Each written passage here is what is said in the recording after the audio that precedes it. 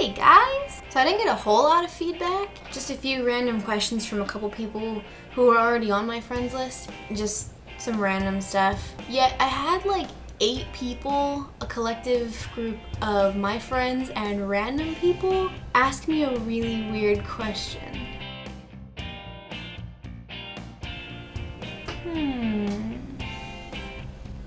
Alright. I'm ready. I understand that at this point, half of you aren't going to be able to take me seriously anymore. I'm okay with that.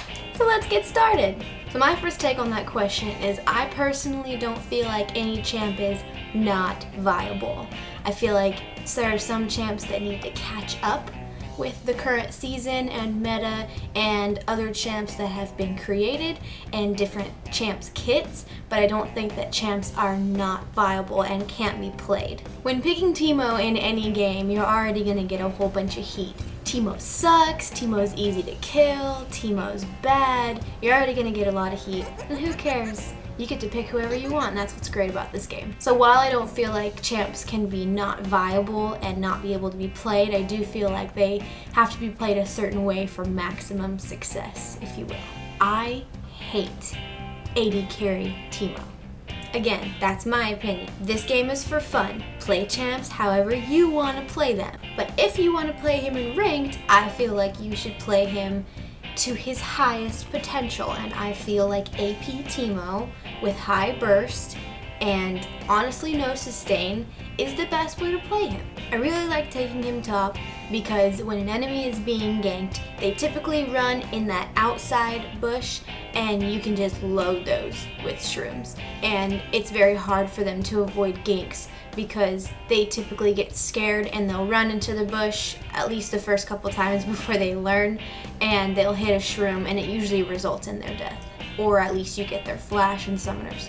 The great thing about taking him top also is you only have one side to cover, and that's the river side, depending on if they go behind Baron to gank you, so you have a smaller area to have to cover when avoiding being ganked, which is Teemo's weakest thing to get away from because he has an escape, but he's also very, very easy to kill. I also love top lane because you have very easy access to the enemy blue buff if you're on the purple side. Junglers usually hate me for this, but if you're on blue side, buffs go down and come back up in 5 minutes.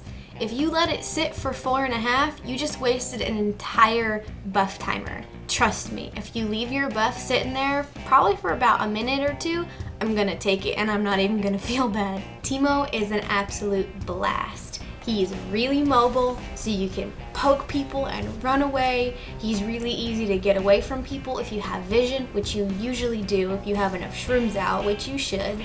You should utilize that as much as you possibly can. He can sit and go invisible, and it's okay for him because he can go invisible in any spot. He doesn't just have to sit in a bush. He can sit in a lane. He can sit at the corner of a lane. He can sit anywhere, and it's really awesome because he just waits for the next victim to roll by, and he doesn't miss out on experience. Maybe a little bit of gold if you're sitting in lane and not farming, but it's worth it if you can pull out a kill by sitting invisible for a while. So as far as runes go, I like your basic ability power quintessences, and because Teemo is so squish, and if I take him top lane, I like him to have some armor, but I also like him to have some magic resist because you never know who you're going to be up against, so just kind of half and half. I really like having the mana regen just because he's so mana heavy if you want to go aggressive, and then just your basic magic pin works. This is my AP mid page, but I like to just switch out the armor whenever I take him top. So I was against a Lee Sin, and most people would have been like, oh, I'm gonna die because Lee Sin, if he Qs you, he's gonna kill you, which is true. He does a whole lot of damage, especially to Teemo with no sustain, and is easy to burst down. But to give you an idea of how much I love this build and how much I think it is great, I only had one take to make this video. I only played one game. I only had one game of footage. The very first game I played, I got all the footage I needed for this video. So to start off with Teemo, I really like to get a crystalline flask, and I keep it almost the entire game. I literally keep it until it's the last item that I have to get, and then I'll sell it for my very last item, which is particularly Zonia's, because Teemo has no sustain.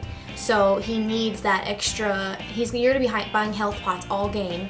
So it's better to just get the crystalline flask. It pays for itself, believe me. If you keep it for as long as I do, which I really recommend, it pays for itself by the end of the game. It's fantastic. And then I just get a pot and a ward and my trinket, because Teemo needs a ton of vision. Until you have your shrooms, and you can spam those right over here in the river area, you really need to have wards. I also like to grab teleport with Teemo because I like to be able to run into fights, and I also split push with him throughout the game because you can just set down some shrooms and some wards and you're good to go. Some people like to grab Ignite. I grab Ignite sometimes if I'm not going super aggressive and I'm going to be with my team more, but I typically will grab teleport. I like to ward and shroom their blue so that I can go pick it up later. The shroom scares them enough to back off of it a little bit so you can have time to run over there and try to steal it from them. Or you can just kill it yourself. So I like to start my game off with a Gnasher's Tooth. I'll usually just get the first piece of it and then I'll get my boots, and you're pretty good until you finish Gnasher's Tooth, and then you're gonna get your spell pen shoes. After that you want to get Leandry's because you need that extra burst when they hit your shrooms, and because Leandry's does extra damage to people with movement impairments, it does extra damage because your shroom's slow. And then I get my Rabadons. If they're building a ton of magic resist, you can get your Void Staff first, but you're really going to want to get your Death Cap for that maximum burst damage. And I just top the end of it off with a Zonia's. I don't like to get Guardian Angel because I feel like it takes away from his power, and he should never even be close enough to have his Guardian Angel go off. If you're getting killed a lot, you can get your Zonia's because you are going to want that extra ability power for when you're putting down your mushrooms. So play Teemo like this and you will have people running at the sight of you.